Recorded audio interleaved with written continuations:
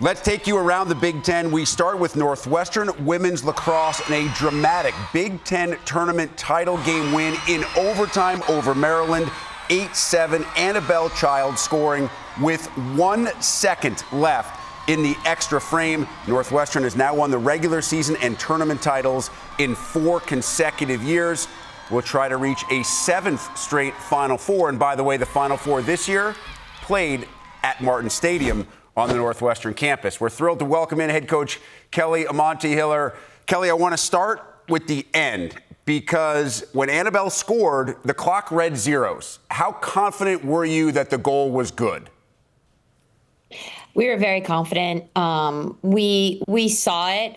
The horn buzzed after the goal, after the ball released in her stick, and then 2 seconds later, they showed the replay on the board, so we saw that it was released from her stick very confidently before the zeros. Did you think it was going to be a possibility when you had another opportunity with about 5.5 seconds left and the ball got knocked out of the stick? Because as I was watching, I thought we were almost surely going to go to more lacrosse. It just didn't seem like you guys had enough time there, but obviously Annabelle did. Yeah, honestly, I didn't think that we did have enough time. But, in lacrosse, those scrambles defensively are so tough. The ball goes on the ground. You kind of relax for a second. And Annabelle knows that because primarily she's a defender. And we threw her on midfield for a couple of possessions. And, she was our top scorer on the day. So credit to her for knowing that and just attacking them. This game didn't look like it was headed to overtime. You're up 7-3 with about 11 minutes left to play before Maryland is able to score 4 and force that extra frame. I was struck by something that you said afterwards, that when you were talking to the team in the huddle, you looked around even after those moments and saw everybody smiling. Where does that kind of belief and confidence come from, even when things aren't going the way that the team wants it to go? Well, that's something that we work on a lot, and something that I believe in greatly.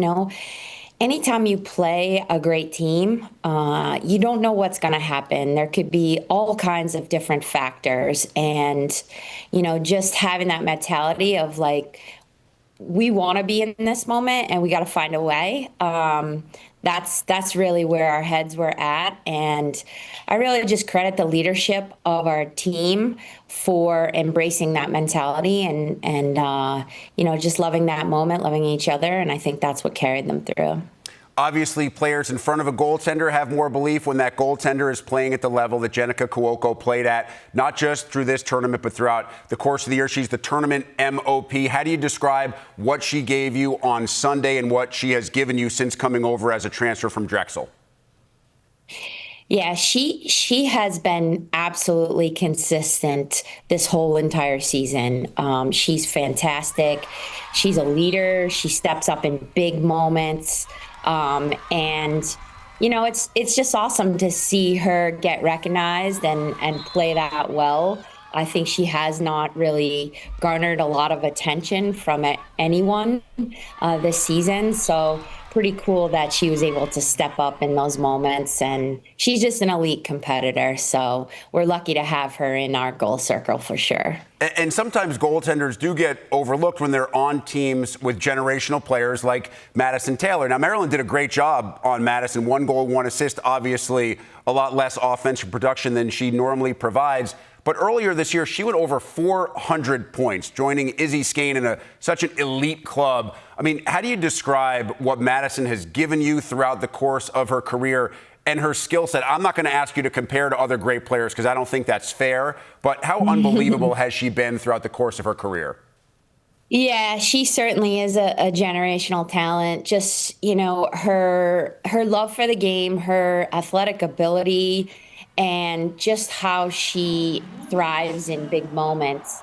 I think when you are a great player like that, a great scorer, some days you come up against it and things aren't going your way. And I think that was happening with her scoring yesterday. But the cool thing is she knows the impact that she has on our team, and she was making an impact in other ways on the draw circle, on the ride, feeding, just cutting, making different plays, being a leader. And I think that that's the beauty of playing on a team, right? When you're in an individual sport, if you have an off day, it's tough. But when you're on a team, anyone can step up and help us out. And we know we all have ups and downs. So that's why we're a team and we back each other up. Your program hasn't had many off days in recent years. As I mentioned, 4 straight seasons now in which you've won both the regular season title and then backed it up with a tournament title as well. I know there are so many accomplishments that you're proud of since you took over this program, including national championships. But where does that one rank, and what do you think about that one when you consider the level of consistency and long-term success that it takes in this league where some of the other best teams in the country also reside? You know, I just think about this team in particular. Obviously, we had a really tough start to the season. 3 losses in the beginning of the year. Our first Big Ten game, we lost to Ohio State. And to see the growth of the group, how they've grown individually, how they've grown together, and just culminate it with that conference championship in overtime. It's just such a cool thing to see, you know, the power of growth and belief. And you know, we have an opportunity now to go into the NCAA tournament and continue to grow and believe in the group. You know, Kelly, I've spoken with you enough now over the course of your career to know you're a coach who prefers to talk about the team, not about herself. But I did read a great article in Chicago Magazine kind of focused on your transformation and the change in your belief system and kind of reinventing yourself. And you touched on it a little bit when I asked about the belief of the team and how important it is for you and this team to understand that while everybody else maybe believes that winning is the only thing, it is kind of the end result of the process and everything that you do. So when did you realize that that needed to happen for you, and how has it kind of evolved as you've started through that process? Yeah, I mean, I think, you know, when you're a coach, when you're a player, there's always going to be ups and downs. And when you go through that process, it really helps you evolve. Sport is a true gift to people because there is a scoreboard, and not often in life is there a scoreboard. So, you know, it helps you measure yourself and figure out ways to grow and better yourself. And I think that, you know, the sport of lacrosse for me has been a vehicle for me to grow as a person. And that's how I view it as, you know, with my athletes as well. You know, I want them, when they come into Northwestern, to be a totally different person when they leave and carry the lessons that the gift of lacrosse has given us throughout their whole life. And I think for myself and my husband, Scott, who's my assistant coach, having a daughter that is an athlete as well, she's at the University of Iowa as a wrestler. I think seeing what she goes through as an individual athlete and how much of a gift wrestling has been to her in her maturation and growth, it's just so cool to be a part of sport. I feel very lucky to be in the position that I'm in, and I, you know, I think about that every day, how blessed I am. Well, I know that everybody involved with this Northwestern program wants to be able to watch you guys finish this year by winning the national championship in what would be a remarkably special venue, because as I mentioned, the Final Four is at Martin Stadium. I know we are still almost a week away from the selection show, so we're not going to get way ahead of ourselves. But to think about the possibility, even, Kelly, of playing for a national title right there in Evanston, what does that mean to you?